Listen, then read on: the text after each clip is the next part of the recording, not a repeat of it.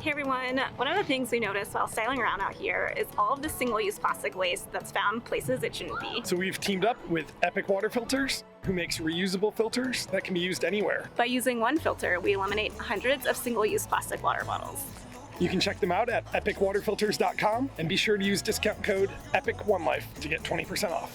We hope you enjoy this episode.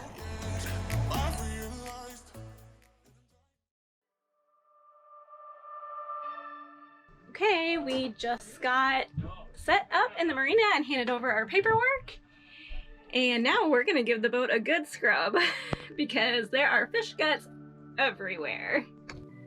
We were exhausted from our 3-day sail, but we had a few things to take care of before we could eat sushi and relax. I think we did pretty good on the fishing on the way here. We've got 1, 2, 3 bags of mahi and 2 bags of tuna. We're gonna have to vacuum seal it and we'll eat it. It won't go to waste, that's for sure.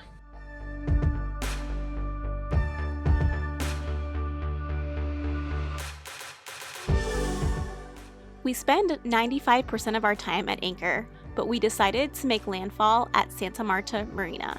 There are 2 reasons for this. First, the customs process for arriving by boat is tricky and requires an agent for completion. The fees associated with this can range from $100 to $400 US, but here, the paperwork is handled for us. Secondly, Colombia is a large country, and we want the freedom to be able to leave one life safely for a few days while we go explore. But first, we have a boat project to do. So our dinghy has had a leak in it since we left Curacao. So we've got time where we're not going to be using the dinghy to figure it out. What I did is took a bottle of soapy water and sprayed all over the dinghy and found the leak. I'll show you guys where it's at. Luckily it's in a spot that's pretty easy to patch. It looks like we got a couple of scrapes, probably from rocks. I think it happened at the dinghy dock in Curacao. But it's in an easy spot, so just need to clean it, mix up some glue, get a patch on it. First step is to clean the area. We've got this container of toluene, which is a very good solvent for doing this. It'll take off any contaminants, dirt, and grime.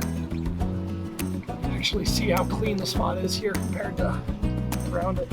Once it's cleaned, get yourself a patch that covers the entire hole, and you want to have at least 1 inch of extra, and the corners need to be rounded to keep them from peeling off. And then you want to trace it with a pencil. Once you have it traced, tape off around the outside of where the patch is going to go, because we're going to sand, and we don't want to sand where the patch is going to be. Next, take 80 grit, 100 grit, 120 grit sandpaper, something in that range, and you're going to scuff it up a little bit.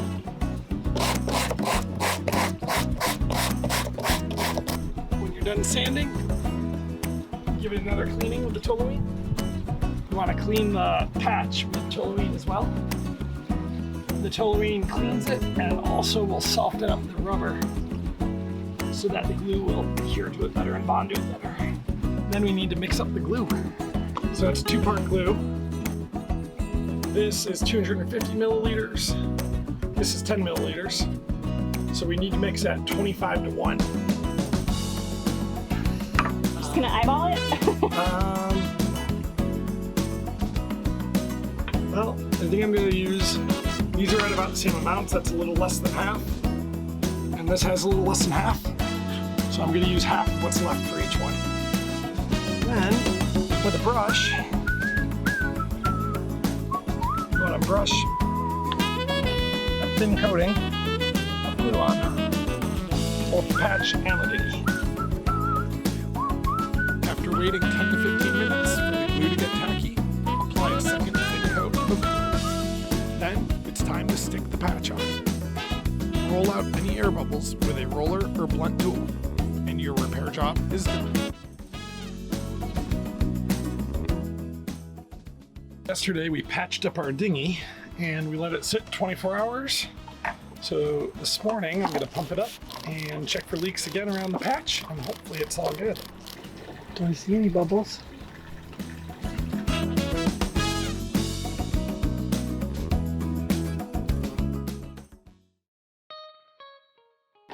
gonna go for a little adventure for a few days, maybe stay in a couple hostels, and go up to the town of Minka up in the mountains. We don't have anywhere booked. We don't have any plans. Just gonna take a cab up there and see what happens. Hello, Gary. Hey! Wow, Ruth. What? Minka. Oh. Our friend Jesus helped arrange a cab for us, and we headed to the rainforest. I kind of feel like we're going on a little late weekend, which sounds weird because we're always together, but we're always together on the boat. And a lot of times we're doing chores or boat projects, and we don't really have a couple days in a row where we're just enjoying each other. Maybe we'll even get a private room at the hostel.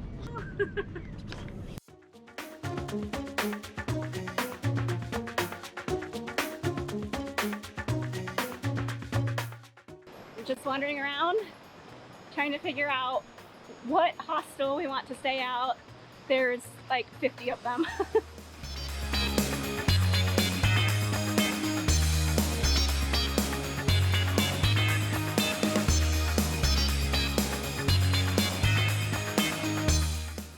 We ended up at Eco Hotel, and it's pretty cool because we actually have our own little room and a private bathroom.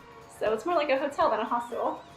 It's a pretty good deal here. We paid 80,000 Colombian pesos, which works out to like 30 US dollars. Not too bad. After dropping our bags, we headed to town. Minka is a backpacker's paradise with lots of cheap beer and street food, and we were going to try all of it.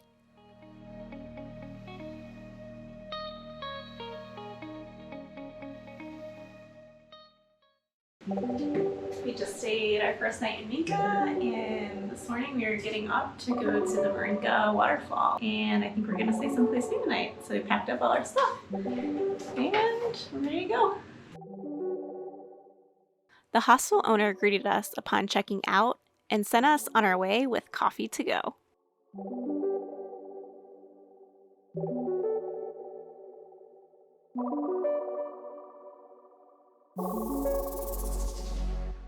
Minka has a population of only 800, so it doesn't take long to feel the warm and inviting vibe from the people who live here.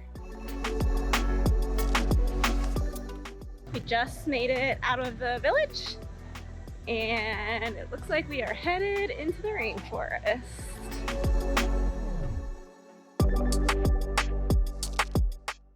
So there are 2 paved little roadways on this trail, and they're used for motorcycles to get up and down the mountain.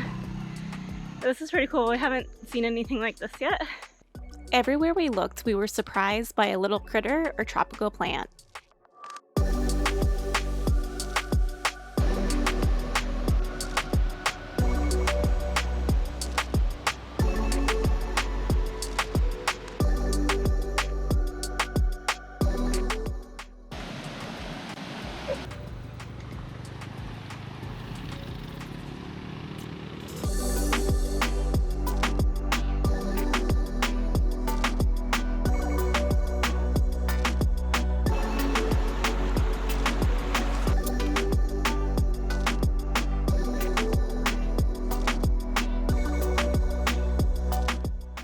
And after about an hour or so of walking, we made it to the entrance of the Marinka Falls.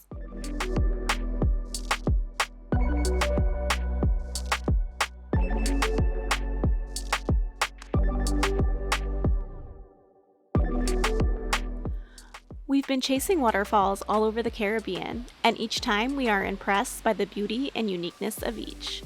Marinka has 2 drops, which makes the cascade total about 90 feet. The water in that fall was cold.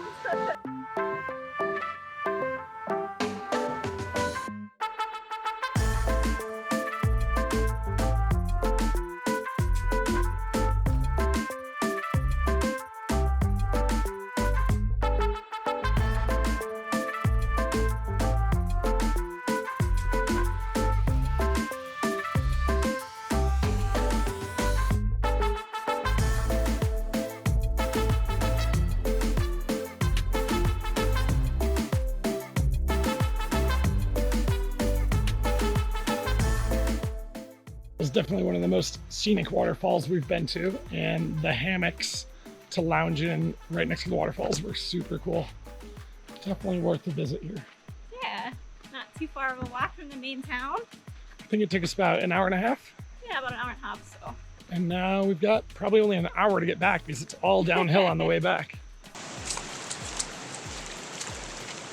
When we were walking back from Marinka Waterfall, we found a little trail off to the side, so we thought we would go check it out. We found where the locals go to use the waterfall. It's really cool. Very quiet. And here's all their bikes. Where the locals park the bikes, that's where you want to go.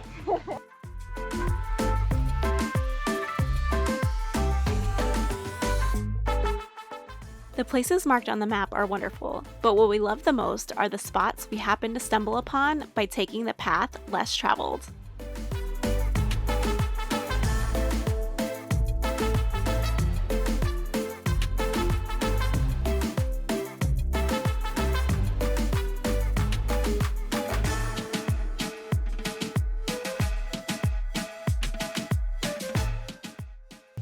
We've made our way back into town, and now we're gonna try to figure out where we're gonna sleep tonight. But the place we stayed at last night was great, but we thought we'd switch it up and stay somewhere new. It's pretty cool. You don't need a reservation to come here. You can just show up and find a place.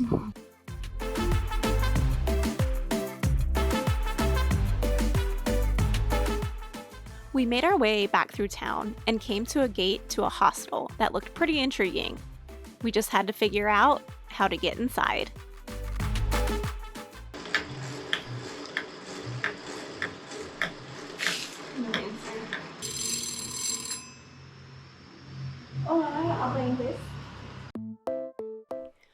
With a very patient host and our best attempt at speaking Spanish, we managed to reserve a room. Well, we ended up finding this cute little hostel, and lucky for us, we get this whole place to ourselves. And wait till you see the outside. And we spent the whole evening lounging in hammocks and enjoying the peace and quiet of our surroundings.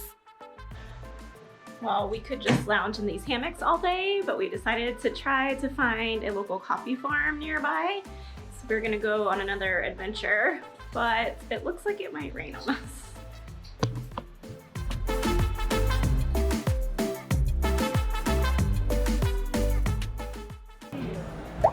Street food. All right. After grabbing a local breakfast, we headed down the dirt road. It's pouring on us, so we're aborting mission for now. We're gonna seek cover and see if this rain passes. All right, we decided to give it a go anyway.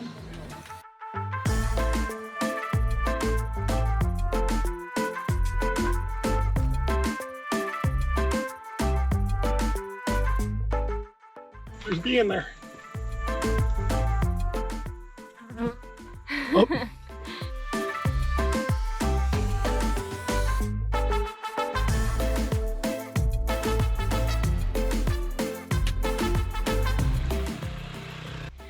Walking up this hillside is exactly what I imagine Colombia to be like.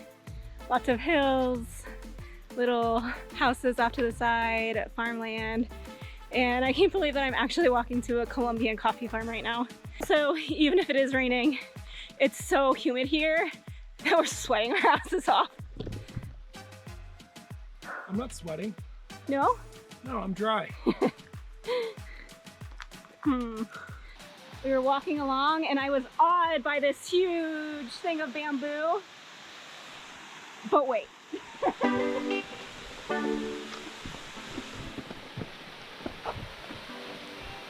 Look at this waterfall! Wow! Oh man, it's so good.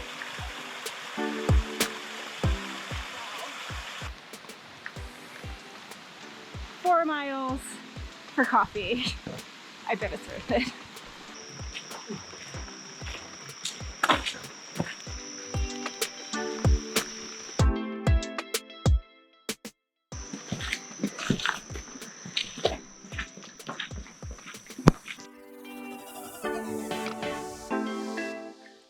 When we finally made it to La Candelaria, we were greeted with a smile and a hot cup of coffee. Hola!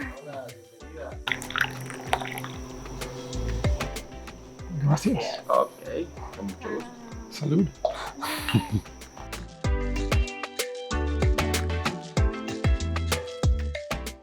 After a quick rest, we took a tour of the farm. The first stop was to have a look at the coffee seeds. Honestly, I had no idea what a coffee seed looked like until this. Coca tree. Coca. To make cocaine. Okay? No chocolate. Okay? This is the coca seeds. When this basket is full, it's about 15 kilos. It's very heavy. We put the basket around the waist. We harvest dry fruits. 15 kilos here for 10 hours. It's very difficult. The land is very steep. It's very difficult. Yeah. 60 new plants resistant to 60,000.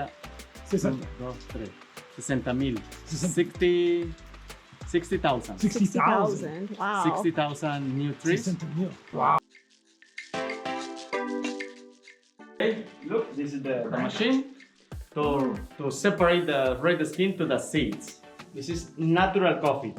This is all the process. There are 2 or 3 processes.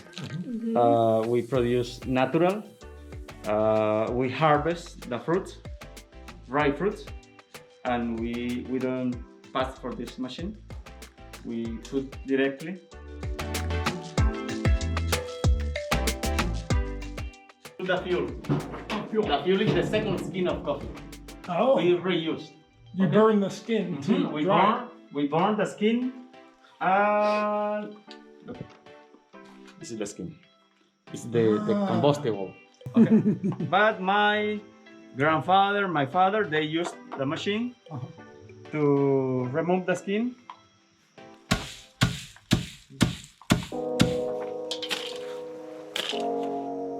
Fuel.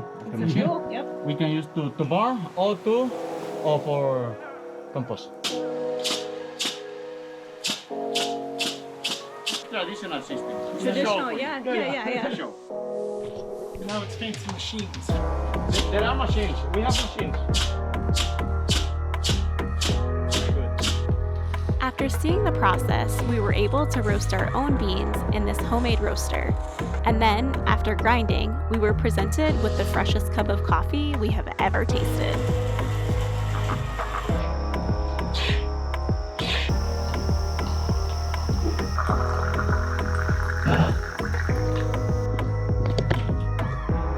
Gracias.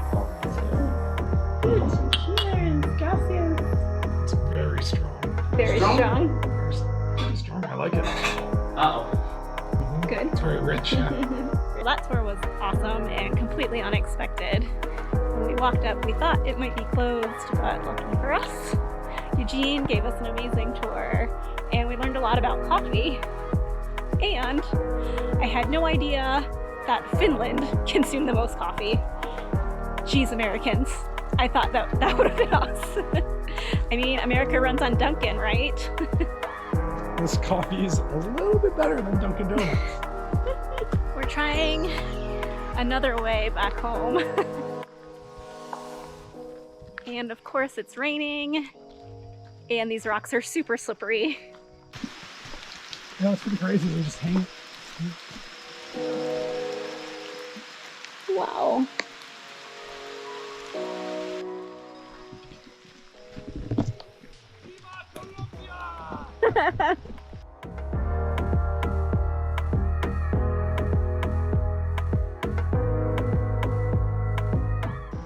Seems like a good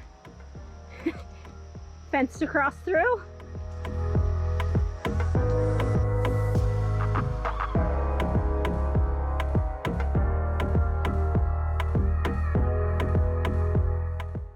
Hola. Sí, por allá en diciembre que va a ser verano ya.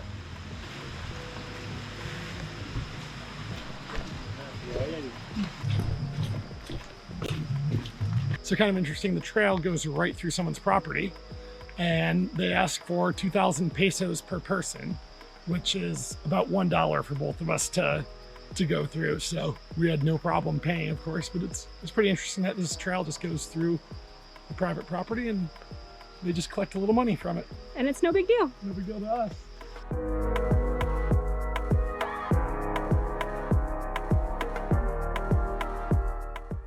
We're way out here in the middle of the mountains, and it's kind of cool to see how these places get their water.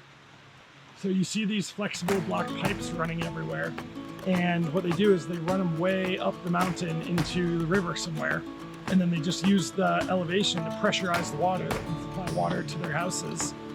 It's pretty simple, pretty cool.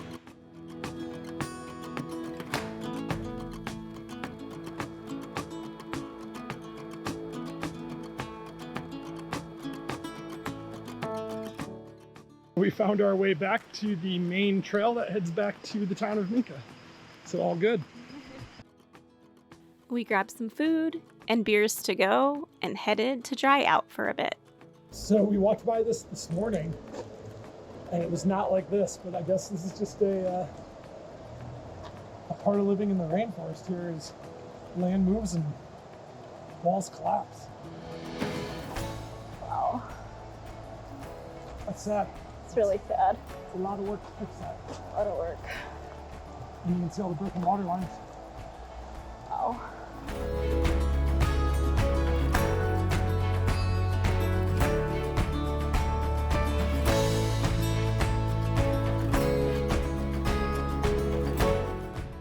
Well, it is still raining, so we decided to order pizza. Because when in Colombia, why not order pizza? But actually, there are a ton of pizza places in town, so we picked one that looked good to us, and they're actually delivering it to our place tonight. So we're gonna go pick it up at the gate.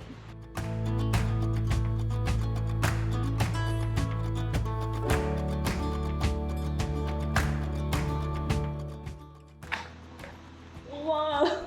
Oh my god, this thing's huge. Put it on the table, it's gonna fall off.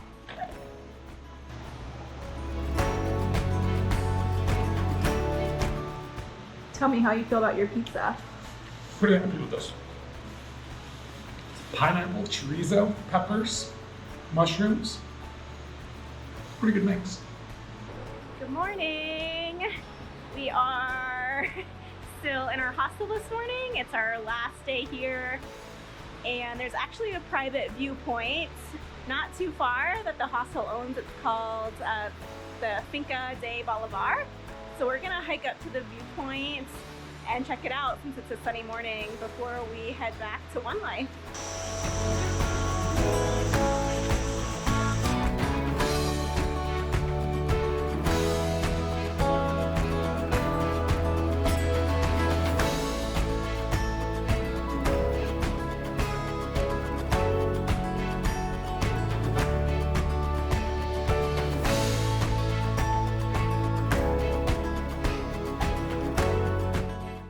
Thanks for having us, Minka. We are so glad we decided to take the 45-minute cab ride to this peaceful little village, nestled in the foothills of the Sierra Nevada mountains.